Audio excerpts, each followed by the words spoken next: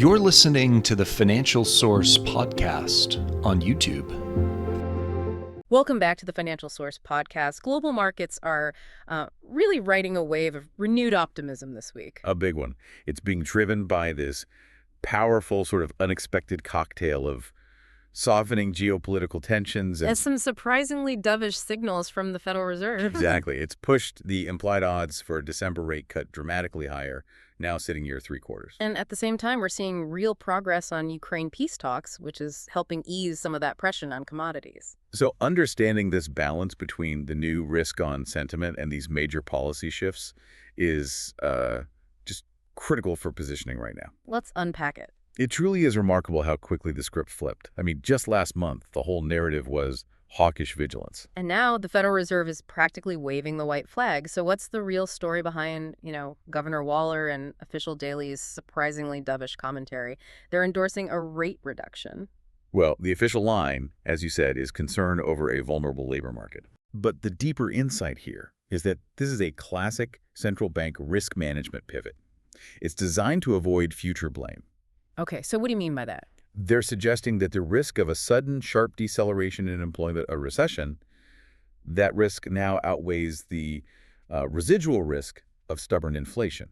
So they're choosing to ease preemptively, but let's challenge that for a second. Is the labor market actually vulnerable? That's the key question. We're still seeing fairly robust job numbers, cooling, sure, but this doesn't look like the precipice of collapse. And that's the critical analysis point. It's not about the current data, it's about the lag effect of all those past rate hikes. The Federal Reserve knows that monetary policy, it hits the economy with a, 9 to 18-month delay? So if they wait until unemployment spikes, they've waited too long. They're already behind the curve. Way behind. Right. And managing a recession becomes infinitely harder at that point. Yeah. So Daly and Waller are essentially saying, we don't want to overshoot and cause unnecessary pain. So this is more about the fear of a recession than an actual present-day distress. Arguably, yes. That and maybe some political pressure. And the market just ate it up, hook, line, and sinker. The implied odds of a December cut, they shot up immediately. Of course, it reinforces this sense that the tightening cycle is officially over. What were the immediate asset repercussions? Well, the dollar softened a bit, but the clear winner was gold. Right. Gold loves a softer dollar. And lower anticipated real interest rates. We saw the metal extend its rally, moving decisively higher because the cost of holding a non-yielding asset just dropped.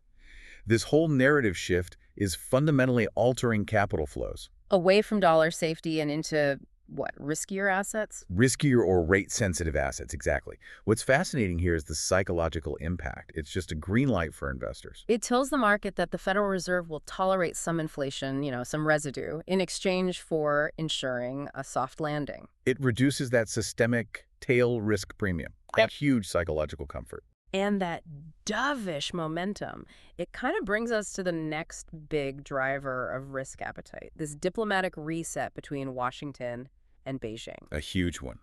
For months, it was all trade friction, technology friction.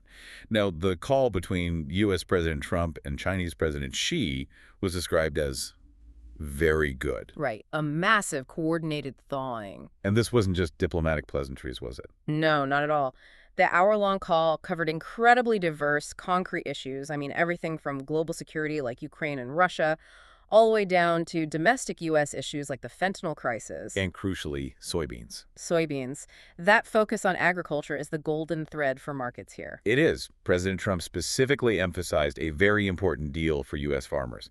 This is the bedrock of the economic relationship, when commodity trade restabilizes. It just removes a major layer of geopolitical uncertainty that's been weighing on Asia-Pacific markets. Precisely. And the market's response was palpable. Oh, yeah. Asia-Pacific indices, especially the Hang Seng and the Shanghai Composite, they rallied hard on the news. It's about visibility, and it's about confirmation. Because this wasn't a one-off call, right?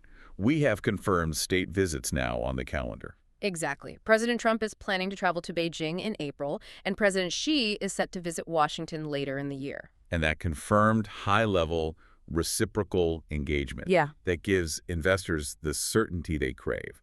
It suggests the relationship is now being managed through dialogue, not disruptive tariff threats. And that stability directly supports growth assets globally. We saw copper futures continue their rebound. The ultimate barometer of global manufacturing and Chinese demand. Absolutely. When the U.S. and China are talking state visits and trade deals, it's a massive vote of confidence for industrial metals. It does raise an interesting strategic question, though. Which is? Is the U.S. prioritizing this massive reset with China over its traditional allied relationships? We saw reports that the European Union rejected a U.S. request to relax tech regulations. In exchange for lower steel tariffs, right? Yeah. And U.S.-Canada trade talks seem kind of stalled. So that friction with Europe and Canada suggests the global trade landscape is far from smooth.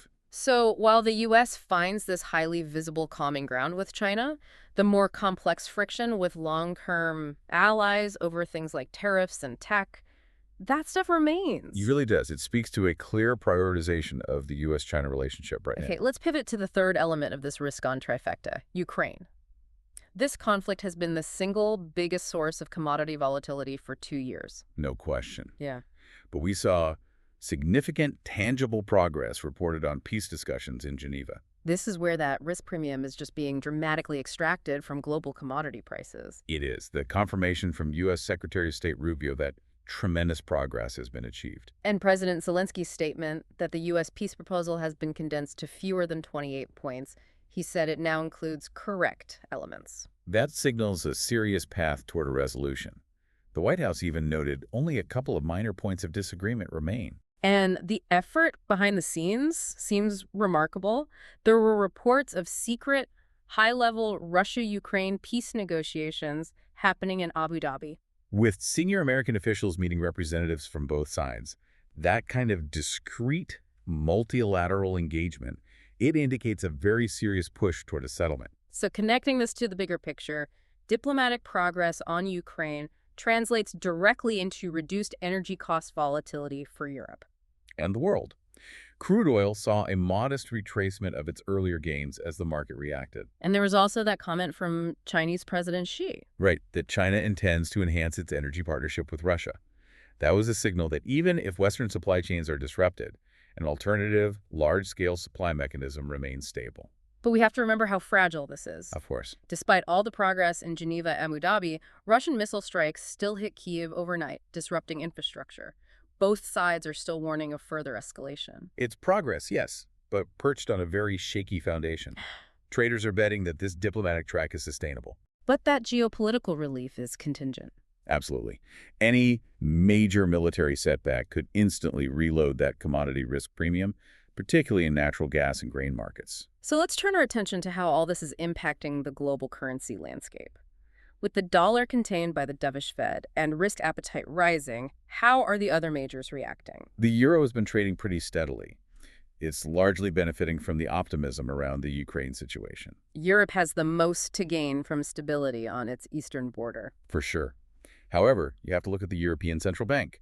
Policymaker Nagel was quick to warn that food inflation remains stubbornly high. Which creates a divergence. The Federal Reserve is easing its concerns, but the European Central Bank still faces these internal pressures. Exactly. It suggests their timeline for rate normalization might be slower than in the U.S. Okay, so moving across the channel, sterling held firm around that 1.3100 level. All eyes are on Wednesday's UK budget now.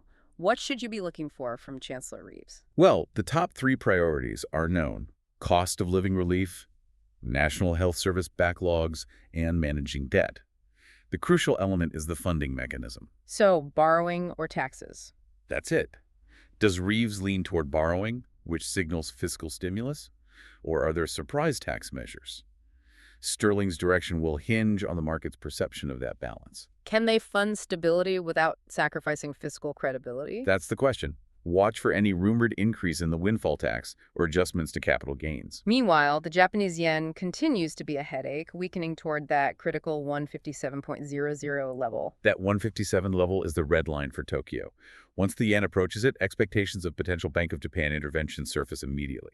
The currency softness is a major challenge for them. It is. It exacerbates imported inflation, hitting consumers hard. The market is just hypersensitized to any verbal guidance or action from the Bank of Japan. And down in the Antipodes, the New Zealand dollar saw some pressure. Right, ahead of its expected rate cut. The Reserve Bank of New Zealand is widely expected to cut rates this Wednesday, So that's already baked in. fully baked into the price. Unlike the Federal Reserve, which is signaling a future cut, the Reserve Bank of New Zealand is acting now.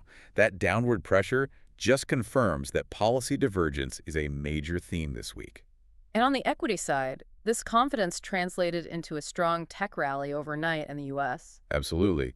Names like Alphabet and Broadcom, your major artificial intelligence players, they drove the Nasdaq higher. Fundamentally supported by that dovish Federal Reserve narrative. Tech is highly rate sensitive. Lower expected interest rates just increase the valuation of future earnings, so it fuels that enthusiasm. And that spilled over directly into Asia. Japan's Nikkei, China's indices. All showed strength. The rally is broad-based, fueled by both the policy easing expectations and the reduced diplomatic uncertainty. It's a very potent combination for equity bulls. So as we look forward, the market has made its bet. It's based on signaling. The dovish Fed, the diplomatic thaw. What key data points absolutely must validate this shift to sustain the momentum? The biggest test, I think, comes from Europe. European markets are keenly awaiting the German GDP numbers. The engine of Europe. Right. A weak print there will instantly raise alarm bells about regional macro health. It could dampen that Ukraine-fueled optimism. And in the U.S.? We need to see retail sales, producer prices, and consumer confidence. And why are those specific points so critical right now? They are the immediate validation or the reputation of the Federal Reserve's new rationale. If consumer confidence holds up, if retail sales are strong, it directly challenges Waller and Daly's premise that the economy is vulnerable.